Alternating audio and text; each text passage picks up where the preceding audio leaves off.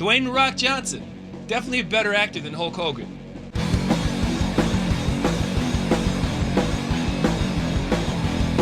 What's up, Throttlers? Aristotle Full Throttle here. Today I'm going to review Moana. It's the latest animated feature from the studio that also brought you movies like The Lion King, The Little Mermaid, Steamboat Willie, Aladdin, Dumbo, Fantasia, Song of the South, and The Aristocats.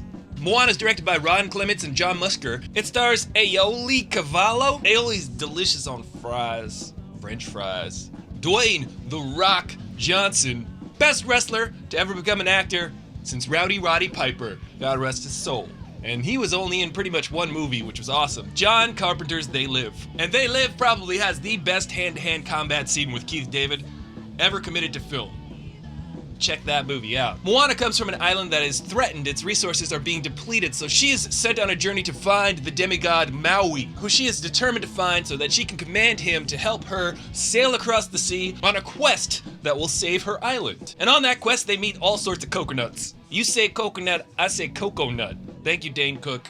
I was definitely impressed with the diversity of the voice acting cast, and I think it's pretty cool that Disney is doing their Polynesian princess movie so that they can check that box because, you know, they got a princess for every culture. And now they're gonna do this one so they never have to do it again.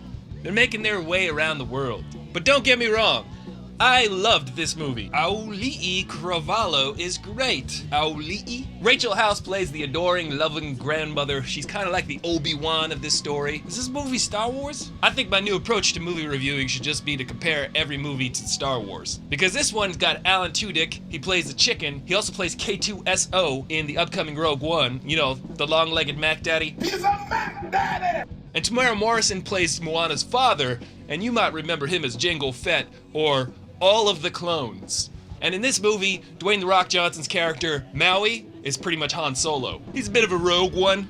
I'm not one for musicals, but Lin-Manuel Miranda, the mastermind behind the musical Hamilton, helped write the music for this, and let me tell you, it is darn catchy. Cheers to you, Lin-Manuel Manuel Miranda. So next year, when John Travolta's at the Oscars and he mispronounces Idina Menzel as Adele Dazeem, he can severely butcher this name just as I have. Aioli Cavallo. Aioli, because she's quite the talent, and I'm guessing these songs are going to be nominated for Oscars. You can let it go, because this movie's got way more songs that'll get stuck in your ear. Why is Flight of the Conchords' Jermaine Clement in everything that involves a voiceover? Because he's awesome. There's an incredible neon sequence in this movie involving Jermaine Clement's character, and his song is really cool, and his character is hilarious. But I gotta say, Dwayne "The Rock" Johnson's charisma just jumps off the screen, even through his voice. His character, Maui, is hilarious. He totally delivers on every level. I was massively entertained, and one of the cool things about that character is he's got a bunch of tattoos, and you know how tattoos are supposed to tell a story? Well, these literally come to life and tell little stories on his body throughout the movie, and it's actually really entertaining and funny, because they pretty much reflect his inner conscience, and this guy is definitely egotistical and narcissistic and doesn't really care to go on this journey, but Moana convinces him, and he does go along,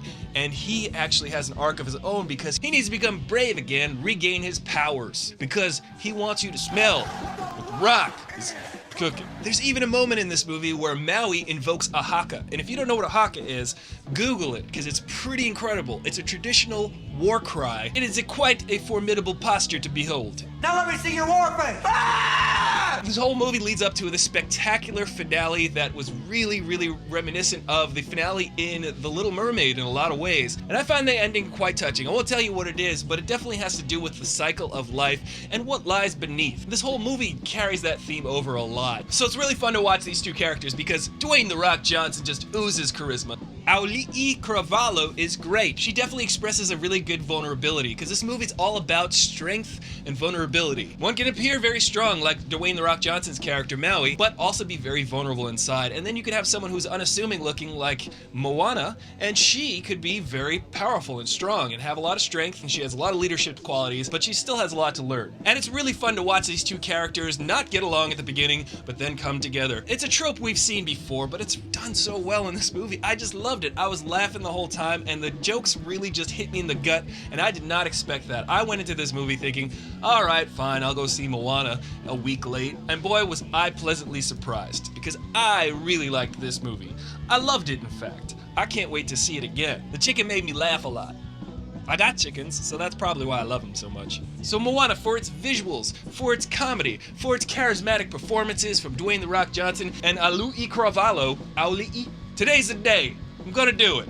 5 out of 5 froze.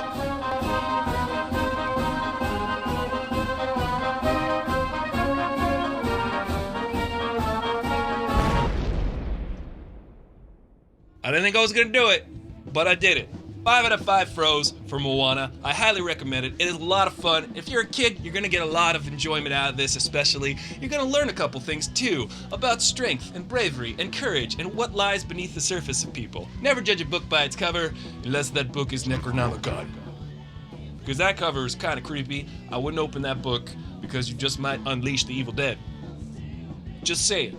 Well, that's my review. How about you? Are you gonna go see Moana? What's your favorite Disney animated feature? Mine is probably the Aristocats. I'm kidding.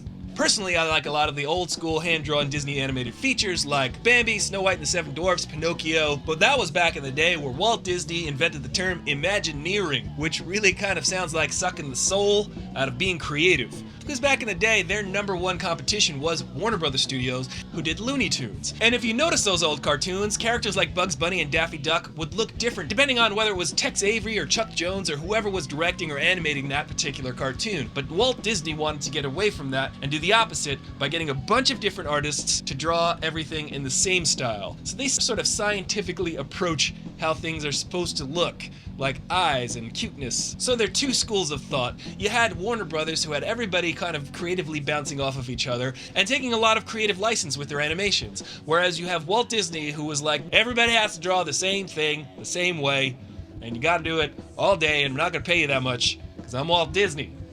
I want all the money.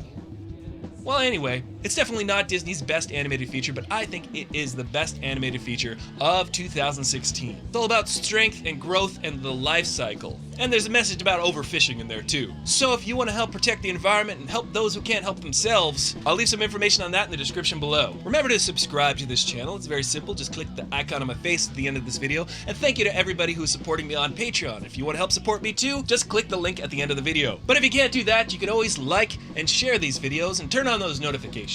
I'm Aristotle Full Throttle, your bro in the know with the fro, and I'll see you later. I had a great time. I highly recommend it. The scene with the coconuts, I fell out. Disney took a coconut out of the Minions book.